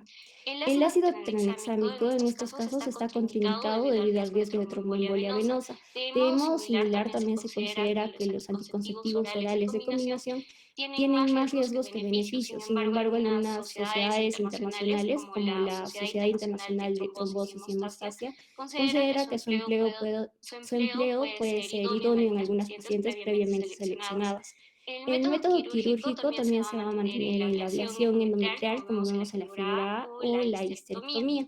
Si la paciente ya también presenta un sangrado menstrual abundante, que sea grave y agudo, en estos casos sí la anticoagulación se revierte. Y como un paso para ganar tiempo, le mencionan que se puede insertar una sonda Foley en la cavidad uterina. La intervención quirúrgica o la embolización, nos da tasas más altas de sangrado tanto intra y posoperatorio y también de complicaciones tromboembólicas. Siguiente, por favor. Bien, en las causas sistémicas vamos a tener la enfermedad tanto de los riñones, el hígado, la tiroides o la disfunción de estos. En la disfunción renal, esa sí se acompaña con alteraciones endocrinas que pueden llevar un sangrado uterino anormal. Esto puede ser debido por un hipoestrogenismo o que tenga concentraciones normales de estrógeno, pero con anovulación. El sangrado uterino anormal por anovulación, específicamente los anticonceptivos orales de combinación, vienen a estar contraindicados en las pacientes que tengan una hipertensión grave o un lupus eritematoso sistémico. Además que los AINES se evitan porque pueden causar una vasoconstricción en la arteriola aferente, como vemos en la primera imagen a la derecha superior. Pero si es un sangrado por deficiencia de estrógeno, el uso de estrógeno se puede utilizar a corto plazo. Es importante debido a que el sangrado puede empeorar los síntomas de una anemia crónica que va asociada con la insuficiencia renal. En caso de la disfunción hepática, vemos que este depende de su gravedad y se ha sugerido que pueda ser debido a una disfunción del eje hipotálamo hipoficiario ovárico. En ese caso, el hiperestrogenismo nos lleva a tener un endometrio hiperplásico o proliferativo. Las pacientes que tengan una hipertensión portal, además de una esplenomegalia, pueden cursar con trombocitopenia. El manejo, si bien es limitado, si tienen una hepatitis activa o una exacerbación de esta enfermedad viral, se puede utilizar los anticonceptivos con progestina. En caso de que tenga una cirrosis descompensada grave, ellos sí se pueden optar por un método quirúrgico como es la ablación endometrial. Ahora, en caso de que tengan un hipertiroidismo o un hipotiroidismo, esto sí puede causar también alteraciones menstruales. Puede variar. En un hipertiroidismo va de menstruaciones ligeras o infrecuentes, mientras que en el hipotiroidismo manifiesto grave va de una amenorrea o sangrado uterino anormal anovulatorio. El tratamiento viene a ser el tratamiento del trastorno tiroideo subyacente. Siguiente, por favor. Bien, en las coagulopatías vemos que en circunstancias normales el coágulo se va a formar tanto por la adhesión de las plaquetas más la estabilización por medio de la red de fibrina.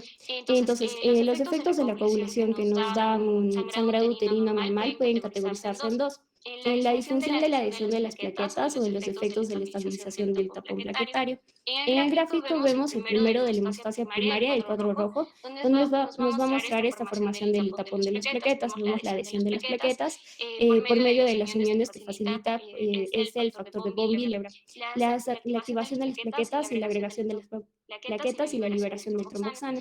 Entonces, si tenemos un número disminuido de las plaquetas, efectos en el factor de von Willebrand, los efectos en el receptor de las plaquetas, además de inhibidores del tromboxano, ya nos da una alteración en el primer defecto, que es de la adhesión de las plaquetas. En cambio, en la parte en cuadro verde vemos de la hemostasia secundaria esta coagulación de la malla de fibrina que va a estabilizar el coágulo en condiciones normales. Pero si hay una alteración de este, ya estamos teniendo algún defecto de la estabilización del tapón plaquetario. Conocer que las coagulopatías son causas poco frecuentes de causas de sangrado ginecológico. Sin embargo, si la paciente está presentando un sangrado menstrual abundante más una anatomía normal, esa incidencia va a aumentar. Los trastornos de coagulopatía más frecuentes vienen hacia la enfermedad de von Willebrand y la trombocitopenia y también la disfunción plaquetaria. Siguiente, por favor. Bien, en el caso de la enfermedad de von Willebrand, vamos a tener que este factor viene a ser una glicoproteína. Entonces, esta enfermedad es un trastorno hemorrágico hereditario que puede ser por el déficit ya sea de la cantidad o de la función de este factor.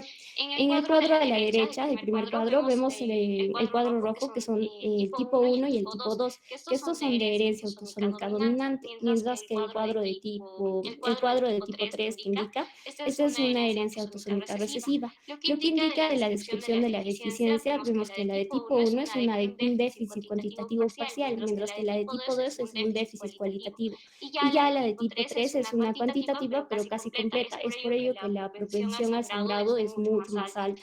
Esta enfermedad viene a ser más común en los caucásicos y en la prevalencia se va a aproximar hasta 1% de la población en general. Si se tiene idea clínica y la sospecha clínica, vemos en las pruebas específicas, tanto es la medición de la actividad de este factor con el cofactor de ristocetina, la concentración del antígeno del factor y la actividad del factor 8. En el mismo cuadro vemos estas relaciones tanto del factor de von Willebrand con el cofactor de ristocetina, del antígeno y la actividad del factor 8 que es disminuida en la de tipo 3 de la enfermedad.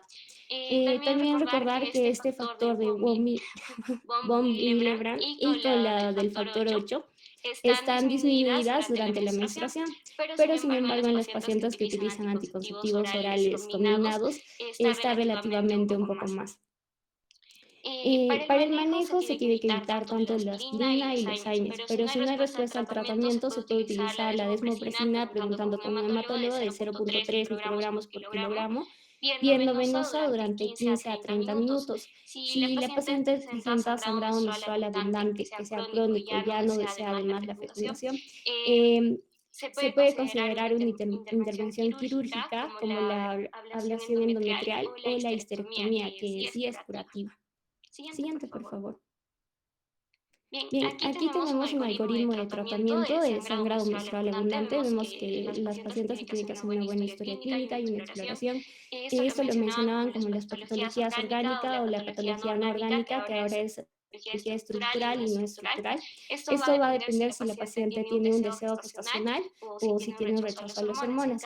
En este caso se puede tratar con el ácido tranexámico o un AINE, pero si no, se ven las contraindicaciones de los estrógenos. En caso de que sí tengamos, se da los gestágenos sóleos, de primera línea el DIU, de segunda línea el implante oral. En caso de que no, se pueden utilizar los anticonceptivos orales de combinación y si hay algún fallo, se puede ir al tratamiento quirúrgico adecuado. Siguiente, por favor. Ahora vamos a hablar sobre los trastornos de la ovulación propiamente dichos. Se dice que en estos trastornos de la ovulación, como dijo mi compañera Abel, es un porcentaje grande de mujeres. Y el término vamos a utilizarle la AUBO, que denota la disfunción ovárica. Aquí va a haber muchas causas, ¿no?, de esta anovulación, pero independientemente a esto, si no ocurre ovulación, no va a producir la progesterona. Y esto persiste en el endometrio proliferativo, produciendo así neoplasia intraepitelial, hiperplasia endometrial y cáncer endometrial, como vemos en la imagen de arriba, ¿no? ¿Cómo es sintomatológicamente estos pacientes? Primero va a haber una menorrea prolongada de varios meses de menorrea que van seguidos por sangrados menstruales abundantes. La corrección normalmente es la causa que produce esa anovulación, es primordial, pero si no pasa esto, si no es posible hacer esto, existe la terapia crónica que vamos a utilizar con progestina que reemplaza la progesterona, como vemos ahí. Si una mujer te pide anticoncepción, podemos utilizar los anticonceptivos orales de combinación con solo progestina, acetato de hidroxiprogesterona de depósito, estos dispositivos intrauterinos que producen levonorgestrel continuamente, e implante subdénico de tonorgestrel. Pero si una persona te pide la no anticoncepción, tenemos también otras opciones, que es la progesterona mensual cíclica, que duran 10 días. Son un MPA de 5 a 10 miligramos, el 2 puede ser el acetato de norepinefrina de 5 a 10 miligramos, en esto cada 10 días por un mes, y progesterona micronizada por 300 miligramos. Hay otras opciones que se utilizan con menor frecuencia, ¿no? Hay una agonista de la hormona liberadora de gonadotropina que va a producir un hipogonadismo profundo en estos pacientes.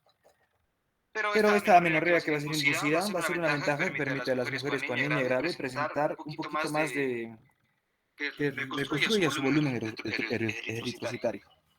Hay otras, ¿no? Como las intervenciones quirúrgicas indicadas en la AVO, pero no se utilizan tanto, ¿no? Como la ablación uterina. Siguiente. Vamos a hablar ahora sobre la disfunción endometrial primaria. Aquí va a tener otras siglas, que va a ser la AVE, que no tiene características claras, no sé, la bibliografía no dice que tiene características claras, pero más es un diagnóstico de exclusión.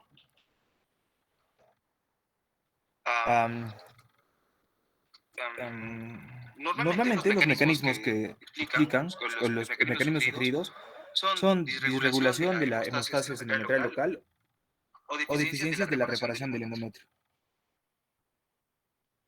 Y vamos a tener esta sintomatología, ¿no? Que va a ser el sangrado menstrual abundante, sangrado intermenstrual y el sangrado prolongado. Vamos a hablar ahora sobre un poco sobre el manejo de hemorragia aguda en este paciente. Siguiente. Bueno, primero tenemos que ver el contexto de una paciente que está en hemorragia, ¿no?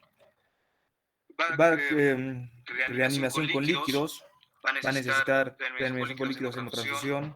Y mientras hacemos esto en este paciente se tiene que administrar medicamentos simultáneos para lentificar este sangrado. Entonces, ¿cómo vamos a tener estos? Vamos a tener esta opción, que es la primera opción. Vamos a tener tres alternativas en este caso. Pero como primera opción vamos a tener iniciar con estrógenos equinos por vía intravenosa por 25 miligramos cada 24 horas, por máximo 3 dosis. Esto hasta que se lentifique. Una vez que esté lentificado esto, vamos a utilizar una vía de administración oral con una disminución lenta progresiva de estas píldoras que vamos a usar. Estas píldoras son los anticonceptivos orales de combinación. También se pueden utilizar primero estos si el sangrado es de menor grado, pero como nosotros estamos hablando de un sangrado agudo fuerte, una hemorragia aguda fuerte, comenzamos intravenoso y luego lo volvemos oral y disminuimos la dosis. Otra alternativa es una terapia con estrógeno NPA con dosis altas de 10 miligramos de acetato de noretindrona. Y hay que pensar que todos estos estrógenos a la paciente nos va a producir muchas veces náuseas y vómitos. Un antiemético tenemos que utilizar en estos pacientes, ¿no? Entonces vamos a utilizar el acetato de noretindrona vía oral cada 4 horas que se va a disminuir paulativamente, cada 6 horas durante 4 días, después cada 8 horas en 3 días, después cada 12 horas de 2 a 14 días y después cronifiste a diario, pero una dosis mínima. Otra alternativa es el acetato de medroxiprogesterona de depósito, 150 miligramos por vía intramuscular, MPA de 20 miligramos por vía oral 3 veces al día, solo por 3 días. Y aquí tenemos otro que es importante, que es el ácido tranexámico. ¿Qué va a hacer este? Un antifibrolítico que es un bloqueo reversible de sitios de unión de plasminógeno. A ver, si me ayudas, Abel, con la imagen de la derecha. Perfecto. Primero, en situaciones normales, el plasminógeno se va a unir, como vemos ahí, al activador tisular de plasmina, ¿no? Con ese tiene un sitio de unión a lisina, ¿verdad? Al momento de que estos dos se unen, van a formar la plasmina. Esta plasmina se va a unir con ese sitio de unión a la fibrina y va a producir estos productos de degradación fibrina que hacen la lisis de los coágulos normalmente, ¿no? ¿Qué va a pasar cuando nosotros utilizamos el ácido tranexámico? Cuando el plasminógeno se une al activador plasminógeno tisular, la plasmina va a tener ese enlace va a ser tomado por el ácido tranexámico, lo cual no se va a producir, no se va a poder unir a la fibrina, ni tampoco los productos de generación de la fibrina, con lo cual la lisis de los coágulos no va a existir. Esa es la manera en que vamos a nosotros utilizar el ácido tranexámico en estas situaciones. Siguiente. Ahora vamos a hablar sobre el sistema intrauterino liberador del levonorgestrel. Vamos a ver que se ha utilizado para reducir la pérdida menstrual de 74 al 97% después de 3 meses de uso. Este va a proporcionar concentración continua de progestina a la paciente. Va a ser un tratamiento de primera línea para sangrado menstrual abundante, especialmente en los sangrados abundantes de endometriales. Entonces, aquí vamos a ver que este tratamiento de primera línea es útil para mujeres sin edad fértil con sangrado uterino normal que desean retener la fecundación y también se puede usar incluso en adolescentes con un tratamiento de primera línea. Siguiente. Los anticonceptivos orales combinados nos dan una pérdida menstrual que reduce el 40 a 70%. Las ventajas de estos anticonceptivos orales combinados son los beneficios adicionales de reducir la dismenorrea y proporcionar anticoncepción. Y bueno, esto va a producir una atrofia endometrial, ¿no? Estos medicamentos, su mecanismo de acción va a ser esta atrofia endometrial, aunque otras acciones dicen que es la disminución de las síntesis de prostaglandinas, que también nos va a ayudar, la fibrinólisis y la fibrosis endometrial. Siguiente. Otra vez el ácido tranexámico, que aquí nos habla que reduce el 40-50% del sangrado crónico en mujeres con hemorragia uterina normal endometrial administrada solo durante la menstruación. Eso es lo importante de esta, ¿no? Porque solo te la tomas fuera de la menstruación, no la tomas más tiempo. 2 tabletas de 650 miligramos por vía oral, tomada 3 veces al día, máximo 5 días. Y está aprobada por la FDA para el sangrado menstrual abundante. Bueno, siguiente. Aquí vamos a ver a los fármacos antiinflamatorios no esteroideos o AINES. Su acción va a ser muy importante, especialmente en el bloqueo de la COX-1 y la COX-2, que en el momento son las ciclooxigenasas, ¿no? Que estas van a producir las prostaglandinas. Si nosotros no producimos prostaglandinas, no existe tanto la contracción de las arterias uterinas para liberarse más sangre. Entonces, mejora, aparte de todo ello, inhiben la COX-1 y COX-2 alterando las plaquetas, mejora la dismenorrea, son bien toleradas. Se inicia justo antes de que el inicio o sea, esto se tiene que tomar justo antes del inicio de la menstruación y todo el tiempo que dure. Y reduce el sangrado menstrual a solo un 25%. Acá tenemos los ejemplos de los cuáles son los salicilatos, los paraminofenoles, las parasolinas, los ácidos propanoicos, los ácidos acéticos, ácidos anatrílicos y los oxicams. Se dice que estos oxicams son más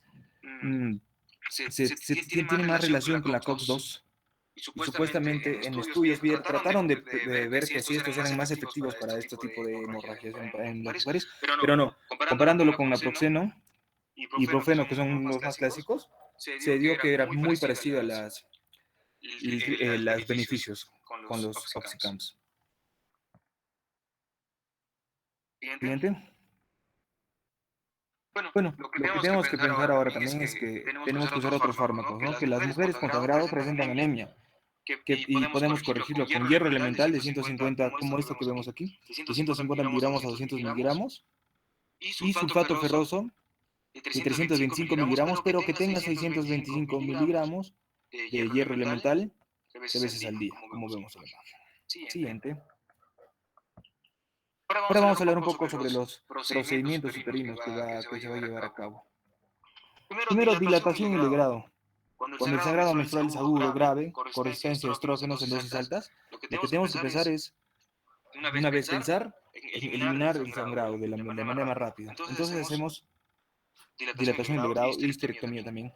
Ablación endometrial, depende si es de primera generación o segunda generación. Y aquí normalmente te habla si vas a tener una visión guiada. Y vamos a tener aquí las contradicciones de esto. Cuando está la persona embarazada, cuando hay infección pélvica aguda, la ablación nos va a producir sinequias, así que es muy importante saber cuándo usarlas, ¿no? Hiperplasia endometrial, hiperplasia interepitelial endometrial o cáncer del tracto genital, deseo de preservar la fecundación, mujeres posmenopáusicas, expectativa de amenorrea, cavidad endometrial grande o deformada, dispositivo intrauterino colocado, interpretación quirúrgica uterina previa, cesárea clásica, miomectomía transmural, y hay que tener precaución en las que tienen riesgo de cáncer endometrial. Y la embolización de la arteria uterina se usa más comúnmente para tratar sangrados menstruales abundantes crónicos, pero ya por miomas uterinos. Siguiente, por favor.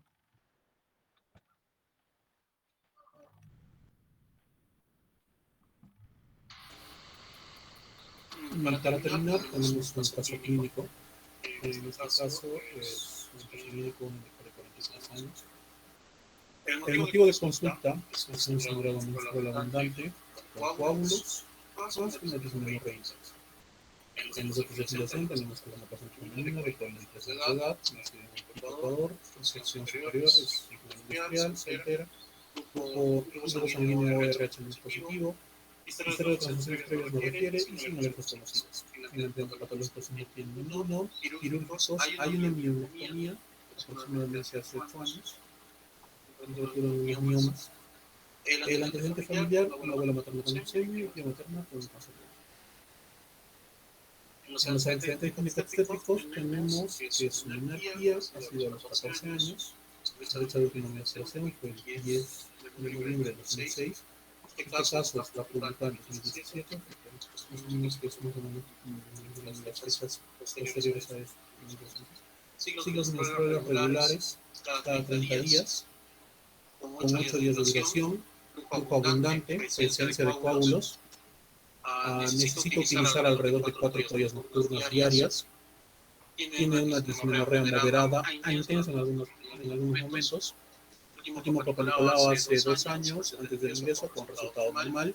Nulliparan ingesta, no tiene uso de métodos anticonceptivos previos. En hábitos, ninguno alterado, no tiene consumo de tabaco ni de alcohol. La enfermedad actual es una paciente que aproximadamente desde 3 meses antes del ingreso presenta sangrado menstrual abundante con coágulo que se acompaña de dismenorrea. Además, esta paciente ha presentado anemia que ha sido compensada en varias ocasiones, pero con hierro intravenoso, no necesitando transfusiones. Al examen físico vemos que sus signos vitales son una presión arterial de 120/70, una frecuencia cardíaca de 70, una frecuencia respiratoria de 20. Su peso es de 54 kilogramos. Se nota una piel pálida. Al examen físico de la región genital no hay una presencia de sangrado en la región genital al momento del examen físico, del primero. Al tacto vaginal hay un útero en la reversa flexión, aproximadamente 3 veces de tamaño. Al realizar un segundo examen físico de la paciente se identifica un sangrado abundante con probable un sangrado muy abundante, muy probablemente de tracto genital alto. Aquí tenemos una tablita para ver un poco la parte de la sintomatología que tenía esa paciente. Vemos que tiene una dismenorrea, vemos que está con dolor, que tiene sangrado abundante. Entonces podemos ir descartando el pólipo porque normalmente son unas manchas intermenstruales, no suelen ser muy dolorosas, son demasiado sintomáticas. En la exposición dijimos que estos dos son los que, al menos de los estructurales, son los que más síntomas dan. Sangrado abundante prolongado, en ambos, sí, puede ser, la paciente los tiene. Dismenorrea útero agrandado, vemos que en el tacto dice que tiene útero agrandado, porque sí puede ser una adenomiosis. Aquí también hay útero agrandado. Entonces acá hay dismenorrea, seguimos decantando por adenomiosis contra la adenomiosis. Malignidad no parece, siempre hay que tenerlo presente, pero al parecer no es. Nosotros de coagulación no nos da una historia familiar, nos da más bien el antecedente de cáncer, nos sirve para eso. Regulatorios y los menstruaciones regulares, normalmente esta paciente no presenta nada de eso, no nos indica obesidad, no tiene hipotismo, síndrome de no tenemos antecedentes de ningún tipo.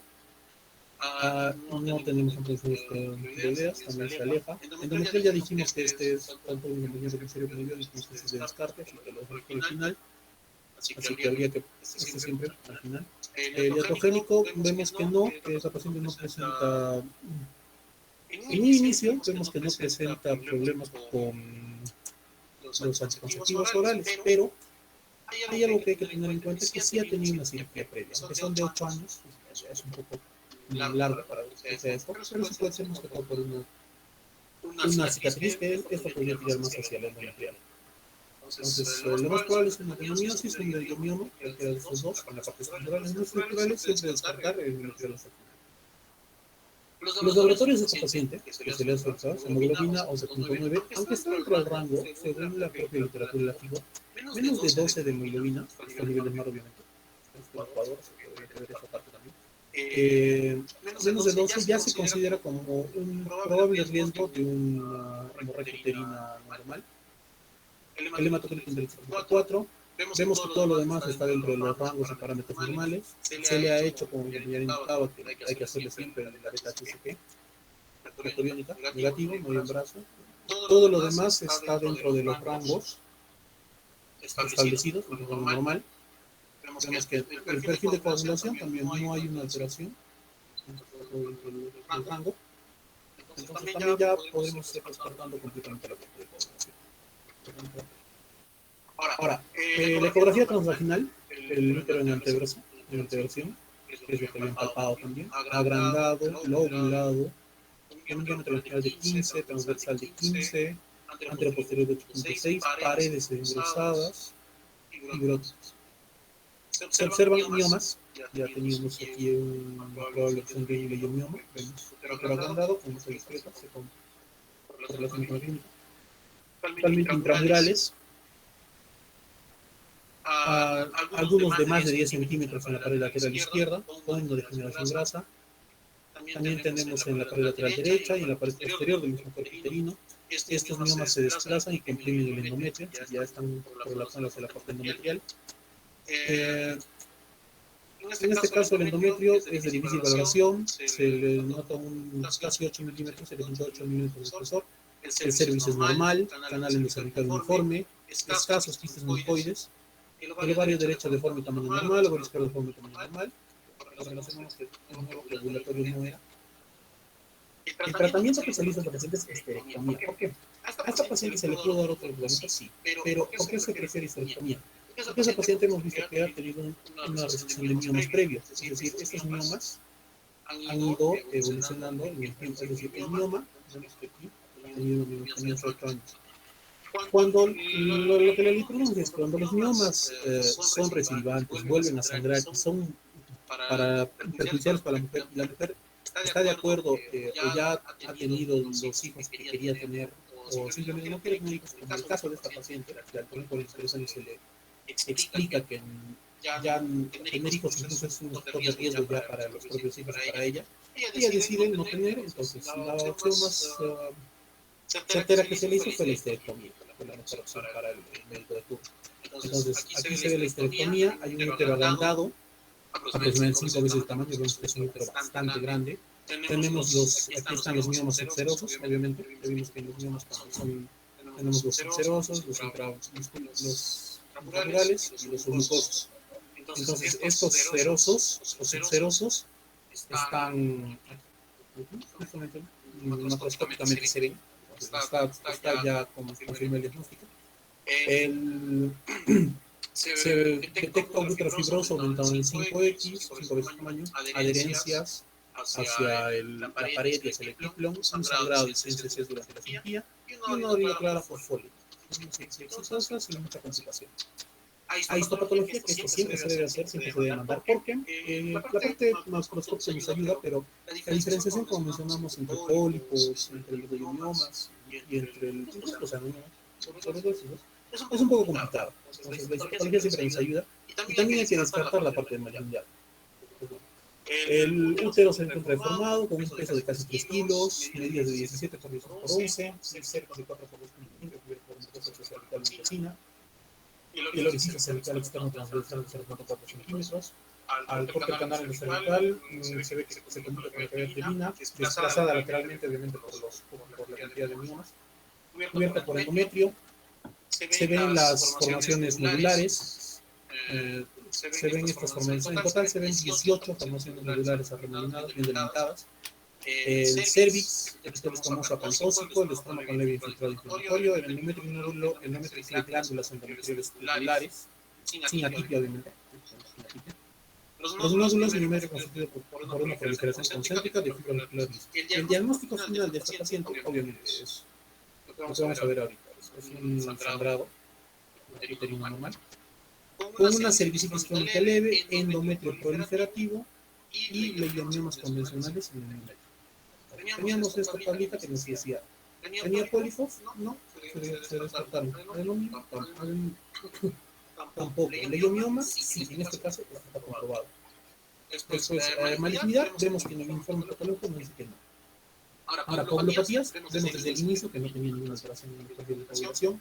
Ovulatoria no, Aquí podríamos poner la duda, porque vemos que sí, en la parte endometrial sí había alguna cosa, pero era más endometrio proliferativo, que por ahí podemos ver, ¿no? Pero en el examen inicial, de preferencia siempre hay que marcarlo. Pero como aquí ya tenemos confirmación patológica. Iatrogénico, probablemente no, porque esa lesión no es, o esa escara que hubiese quedado de la cirugía es muy anterior, no, en un momento nos dicen que esa fue la causa.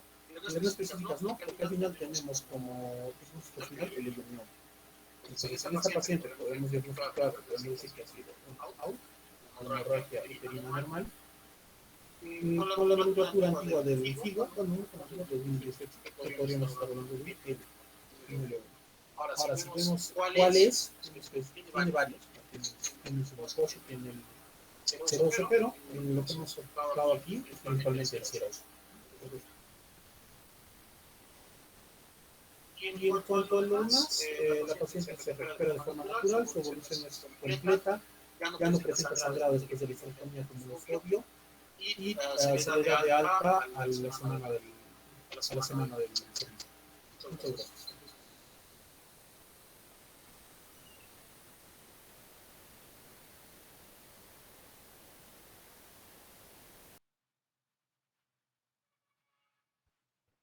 Bueno, ya no me han dado tiempo a hacer ninguna observación. Ya van a ser, ya son 14:52. Las hemorragias, por si acaso, los términos que dice no, la FIGO no usarlos, van a tener que usarlo. Todos los hospitales utilizan metrorragia, hipermenorrea, menorrea, oligomenorrea. Lo seguimos utilizando. No va a poderse sacar tan fácil de la mente del ginecólogo. Cuando vayan ustedes por los hospitales, van a ver en las prácticas o cuando ya estén en el internado, van a ver que continuamos. Paciente, ¿por qué viene? Entonces, generalmente clasificación Palm-Col es cuando ya hacen la historia clínica. Viene la paciente porque no menstruó hace 2 meses, entonces te dice 3 meses. Es una 2 meses oligomenorrea. 3 meses es una amenorrea. O sea, no da confusión los términos cuando los utilizas bien. Cuando la paciente dice estoy sangrando hace 7, 8 días y no para desde que empezó mi menstruación y menstruo 3 días, es una menorragia. Entonces sí sabemos, una metrorragia es un sangrado intermenstrual.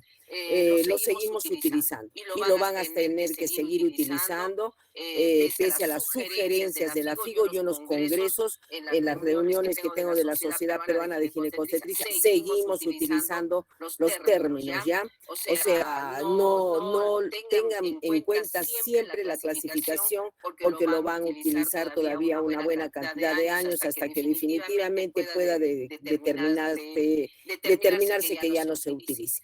Ante una hemorragia, lo primero que tienen que hacer es los ojos del ginecólogo, son las ecografías.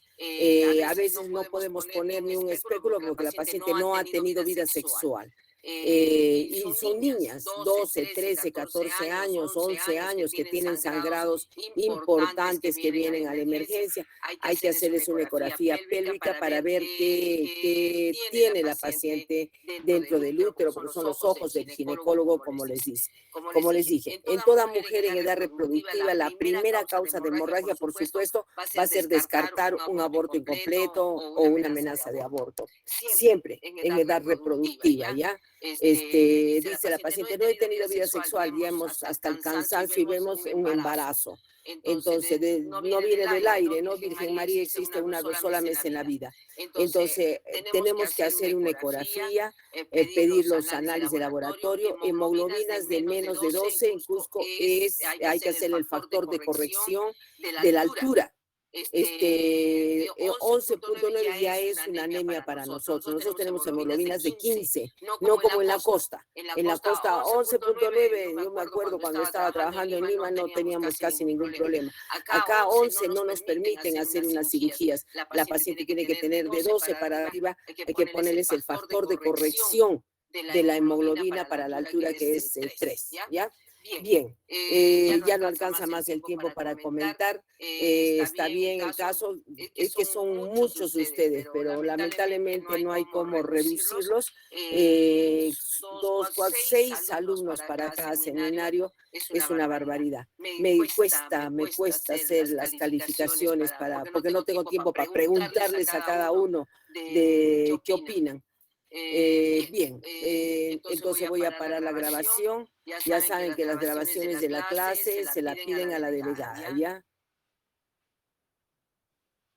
Para el día de mañana, para todos esto funciona, ¿ya? Las diapositivas del curso es más o menos 50, 55 diapositivas y el resto es caso clínico, porque si me ponen 35 diapositivas y 10 de 12 de caso clínico, quiere decir que no me han estudiado nada. Y no me pongan un solo autor. No me pongan un solo autor. Tienen ustedes up to date, tienen trabajos de investigación, tienen todo lo nuevo. Eso es lo que quiero, siempre estar actualizado con lo nuevo. La medicina cambia mucho, mucho. Antes era quinquenios, ahora ya no. El semestre pasado enseñamos una cosa, estamos enseñando este otro semestre otra cosa porque la medicina está cambiando. Está muy bien las nuevas diapositivas que han puesto, porque así tiene que ser. Cada rato cambiamos y eso es lo que tenemos que aprender. Lo que yo les enseñé de repente en el internado, ya un poquito que ya está algo desfasado.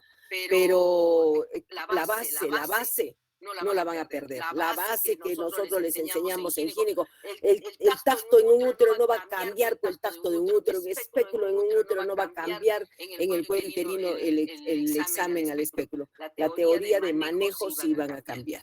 Bien, tenemos que terminar siempre minutos antes para que hagan ejercicio mental y vayan a su clase de pediatría. Nos vemos mañana con la clase, todo lo contrario, ahora vamos a ver amenorreas, no todo lo contrario de la hemorragia, nos vamos a ir al otro lado, de las amenorreas. Bien, nos vemos, hasta mañana chicos. Gracias. Gracias, doctora. Hasta mañana.